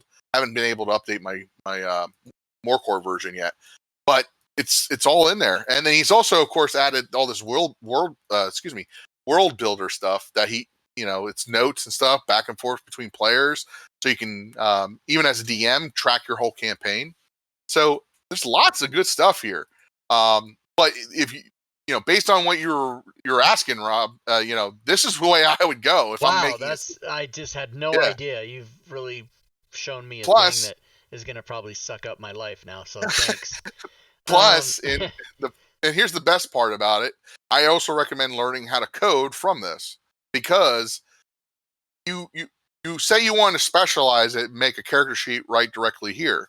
Well, it's much easier modifying code and reverse engineering code than it is coming from scratch. Right. So if you start using this as your template to work from, like say you're tired of always putting in all the stats every time for the character sheet. Maybe you just wanted them as a base, and you want them right here. Well, you learn how to then make the frame and add the labels and the number fields. So lots of good stuff. This is where I started, and I had to pay homage to the guru himself. That's why I call him Damien. Yeah. Because quite frankly, he got me where I am. Yeah, and also him and Trenlow. Maybe the nicest person in the whole community. God. Damned, yeah. Yes. And he's also the guy that does FGCon, so that's who we're talking about, everybody. Yep. And Trenlow's guides on the 3.5 forums on action rollers and stuff like that. Great resources. Damien's videos, amazing. Yeah, someone in the chat just said that they are amazing. Yeah, like if you have the way he approaches it, he works it, he breaks it down, and yeah, I mean, I hate to say it, it's teaching someone to code in Fantasy Grounds is a very hard thing to do sometimes, because it's not about like, you can't just like copy and paste code. You can't that doesn't work all the time. Sometimes you have to then break down. It's kind of like opening up a fortune cookie. You know what I mean? You don't know what's inside it until you get to it. So if you see some sort of functionality you like in a rule set, well, you have to do a little investigation, be a little bit of a Sherlock Holmes with it, where you have to then look at a template and say, okay, what's the template do? Okay, then break it down to the next layer. Okay, what's this do? Okay, well, we got to go down further until you eventually get to the very bottom layer of it, and then you're like, okay, now you can see the whole picture of how this works. And believe it or not, at any layer, it can change its functionality. So it's not always an easy answer when you ask questions on the forums like, well, how do I get this button to do what I needed to do? Well, it's not always an easy answer. Sometimes you have to get more information about what it does. Well, I don't know about you, Fury, but my brain hurts. That is a lot of fantastic stuff. Sorry. Is there? Sorry, I taught you guys a bunch of stuff. I'm sorry I was educating everybody. I apologize. That's great. Oh man. Oh, and the thing is if just as to all your viewers, if I'm on the Discord and the forums, if you want to ask me questions, ask away. I'll answer the best I can. I'm available. I want to get more and more developers to start making stuff. That's how you build this community up. People making things and getting things into the community. Because, like, for instance, Celestian, what he's doing with 2E, he's pushing the envelope. He's showing what Fantasy Grounds can do. So it's I'm so mad at him because he has made so much crazy. He was on the show a week or two ago, and he was showing us all the stuff, and I'm like, oh my god. And of course, I'm just a super focused. Can 5e do that? And he's like, well, it could. Yeah, he's got no interest in doing it himself, and I'm like, God, crap. No. But yeah, so fantastic, all of his stuff, and I mean that guy has been a lifesaver for the author extension, and I mean he's done so much stuff that he's great. We actually had a competition. It was kind of funny too, because like when he came out with the new like menu buttons and stuff, we had a huge competition between each other. Like he would do it, and then I would replicate it, but not use his code, mind you. We never looked at it. The same thing happened with all original code. So he did it to where he put it on the desktop and I put it in the chat frame. So we kept going back and forth. And of course I kept telling him, I said, stop releasing stuff. Then I got to make a prototype and show people. And it's like, don't do that. Like I got a busy list here. So, so he came out with those, and it was a funny little competition. I enjoy it. I think it's a great thing. I think it's fun sometimes when developers can kind of try to outbest each other, so to speak. Yeah. And it just pushes the system and shows what the system can do. If we keep kind of getting at it, and I'm enjoying that aspect of learning Fantasy Grounds and being a Smiteworks employee about it, because I get to play with all the toys and try to see what's the best way to approach things and things along those lines. And as you can see, the stuff I've showed you tonight, my fingers in a lot of different pies. It's about, and mind you, I can't even show, like, there's no way for me to really show you like all the stuff that I've prepared since being brought on once Unity broke some things. In terms of rule set, like basically making sure that the functionality was there, not that it actually broke something. But like, for instance, like with Mutants and Masterminds, the new asset button to make images work with FX, that was not happening in Mutants and Masterminds. That was not happening in basic role playing. So, that's a day-to-day thing. Like if somebody reports a bug in 13th age, well, there's no developer there to fix it, and of course I step in and try to get that done. You're the cleanup batter. Mm-hmm. Well, I'm okay. I consider myself a janitor. Come on, Rob. I mean, No, you're the guy, the fourth in the lineup, and you're going to get out there and you're going to hit the grand slam and send everybody else in. I love it. I think the whole rule set development layer is like that. I mean, we're always trying to, do our best to make sure that what you guys like. We don't want to ruin your Tuesday night game or Friday night game, right. And because the big speech Doug gives all the time about don't update Fantasy Grounds right before your game, whatever the hell you do.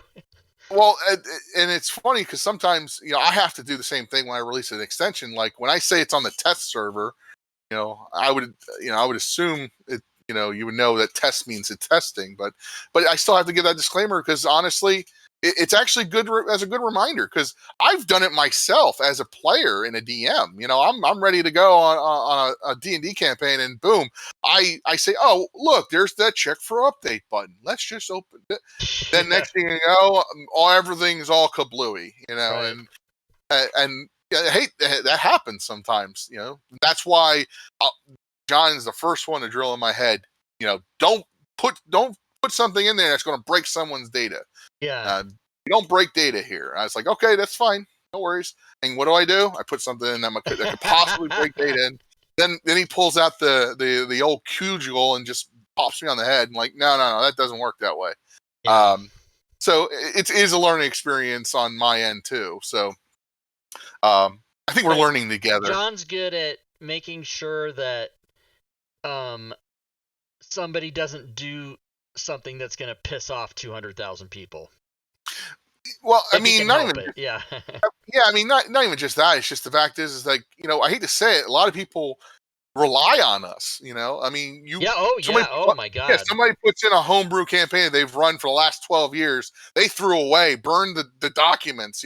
They went full blown. Burn the bridges behind them. They're all in with Fantasy Grounds, and like I change a comma to a period. Next thing you know, that's all gone. Yeah. Jesus. No, we don't do that here. No. Yeah. So that's why, and that's another thing. A lot of I like to tell a lot of people is that's why we move things at a certain pace, is because we want to be sure that when we implement this stuff, it's not going to break your homebrew campaign that you've been running for 35 plus years. You know what I mean? Right. That kind of thing, because we don't want you to have to, lose it all. I mean, those are memories. Those are life experiences. Oh, totally. Yeah. Yeah. Super important stuff I mean, people that aren't in the gaming world wouldn't probably understand, but people that are, people like us, they get that. That's I think tabletoppers, guys who, I wouldn't say just guys, I'm saying people who play tabletop, kind of, they put a little bit of themselves into the game. It's not like video games, where, mind you, this is just my experience. Playing video games was more of like a solo experience, but with tabletop, it didn't matter what it was. If it was Warhammer, if it was BattleTech, if it was, Hero Quest, even, I put a little bit of myself into it along with everybody else at the table, I mean, I had some of the most dramatic scenes. It's crazy. Yeah. So it's just interesting to see, and plus, I think the community itself loves to tell stories. We're storytellers, and if I can create something that will help with that process, I'm all on board, man. Yeah, exactly. Sign me up. Well, listen, Dom, I want to thank you for coming on. We did quite a longer show today, which is awesome. We don't really have a formal time limit, or we just go with the flow. But that was an amazing amount of content that you shared with everybody. So I really appreciate that. Well, I'm sorry for taking all the talking points, man. No, and also I want to stress that I loved every bit of it, and you're welcome back anytime. I would love to have you come on the show in the future and show us other stuff that you're working on or stuff you weren't able to get to today or whatever. Whenever you want, buddy, you can come back. Mm-hmm. And especially since we work for the same company. Oh, wait, no, I don't. Because I'm not allowed to say that. Doug, I didn't say it. I didn't say it. You didn't say it. No. But I anyway, didn't say it. thank you so much, and I hope you had fun. It seems like you did, but that was great stuff. Oh yeah, I love hanging out with you guys. Awesome. It was great. Well, so good. Any final words you would like to impart to our listening audience, both now and on YouTube later? Just have fun, guys. People. Just have fun. I don't care what you guys are doing with it, but we're here to try to help the best we can, and just know that every time I'm talking with the higher ups, they're always looking at ways to make it more enjoyable for you. So don't worry. Your interests are kind of in our thoughts all the time. Cool. Excellent. All right. All right. Well, thank you, my friend. Wait, hold on, John. Before you leave, just to remind everybody, how can they find you? Like on the forums? yeah, What do you good go point. by? Super Teddy 57 on the forums. Discord. I'm one of the officers on the Discord thing, so you can right there. Now, if it's okay, so if it's private messaging, just so my private messaging doesn't get overblown with stuff. If it's anything related to any kind of rule set, keep it public. More information out there for more people, the better. So if you have a question about programming, go to the workshop, make a post. I'll definitely see it. Now, if you have, if you don't feel comfortable doing that, definitely PM me. But we might move it to a public forum if it does benefit everybody else at some point. But you can reach out to me with Super Teddy 57 on the Fantasy Grounds forums. I'm also Super Teddy 57 here on Discord. If you go into the Fantasy Grounds Discord, you should see me like literally on the top. I'm usually under Savage Doswelk or Raduce might works. One of the two. I'm usually kind of somewhere in there. And also, believe it or not, I'm under Fantasy Grounds College. They invited me to kind of check in once in a while, answer questions. So if you might see me in the list there as well as an expert. I don't know why they made me an expert. I'm maybe a novice, if anything. But yeah, so there's multiple ways to reach out to me. Pick your poison. And of course, you can also PM me through Fantasy Grounds forums itself using, you could go into any one of my posts and right click and just choose PM the person and reach out to me. Right. Very accessible, in other words, is what he's saying. So good. They made me that way, Rob. I swear. They made me that way. That's how it is. I wanted to just be in a cave. I have that technique too. I get a lot of emails or PMs asking me a question about like my DM's guild stuff or whatever. Mm-hmm. And very often I will respond to a person that I can answer that, but post that question in the public so everybody can benefit from learning this or what. Yeah. So. Yeah, I mean, like if it's just directly related to you, sure, we can keep it private. I'm okay with doing that. But if it benefits somebody else, like if it's a coding question, let's keep it as public as possible. Right, so like everybody can read it and get the answer. Exactly. Yeah, exactly. Because like I've got coding questions before, and it's like, hey, let's just go make a quick post real quick, and I'll answer you there. That kind of thing. And plus, you can even do that, make a post, and if you want to make sure I really do see it, for whatever reason, somehow I get lost in the top stack or the dog aided or something along those lines, you can always PM me a link, or send me it through the Discord. And Discord's, I keep Discord open all the time, so I will definitely see a personal message through there. So if you're a member of Fantasy Grounds Discord, you can then chat to me. If you're not, well, good luck finding me. I'll be hidden. Why not? Well, if you're not, why not? Cool. Yep. All right, Dom, exactly. Thank you so much. I'll let you go so you can get back to your life. But hope to talk to you soon, buddy, and thanks so much for coming. My pleasure, guys. You have a good night. Okay, take care. Bye. Okay, so there we go, everybody. Typically, I end the show with the guest still here, but we did not discuss with him the gaming afterwards, so I didn't want to pigeonhole him into having to agree to do that or not and embarrass him, so I sort of let him go. But I am going to give away a prize. Don't think I forgot, everybody. So we'll do it right now. What are you giving away?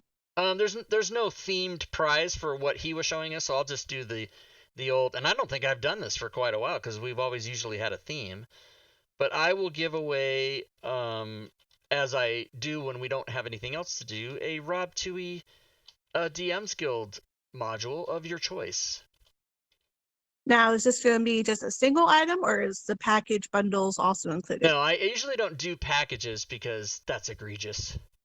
So this will be a single item of your choice, but it can be any of the items, even the expensive ones if they cost, like I think the most expensive one is Call of the Deep, which is $60 or something. But yeah, Jesus.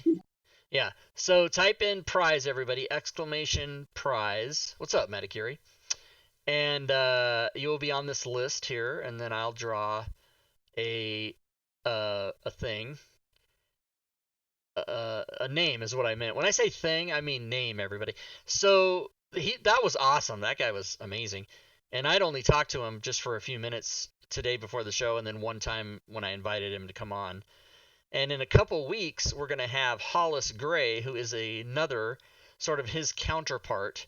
Oh, look, we don't have anything for next week. What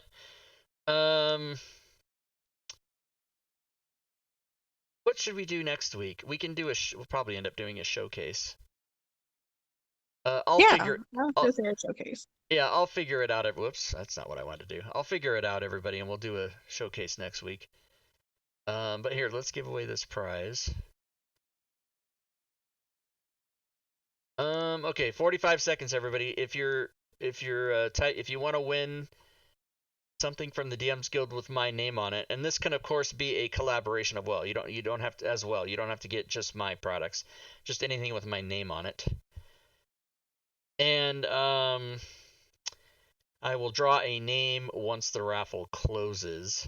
Guys, I know that you were furiously typing questions, especially Lensman, and I tried to.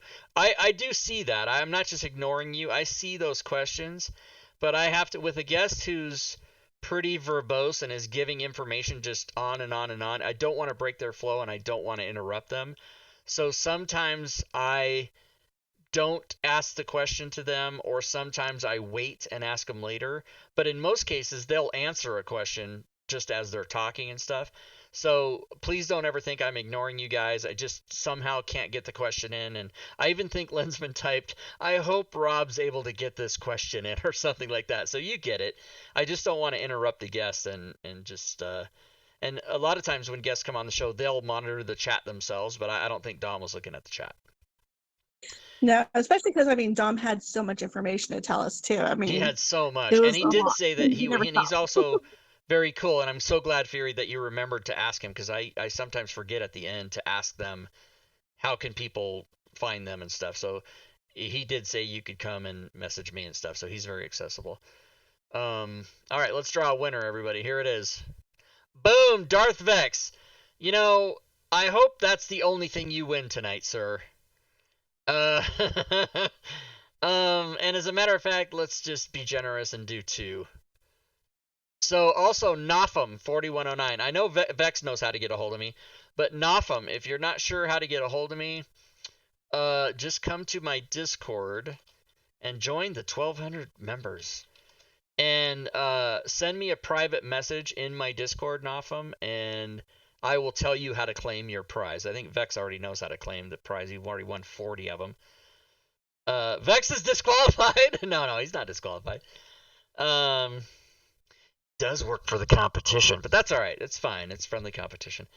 But yeah, Nafum, come to my Discord and send me a private message, and I will tell you how to claim your prize if you have not done that before.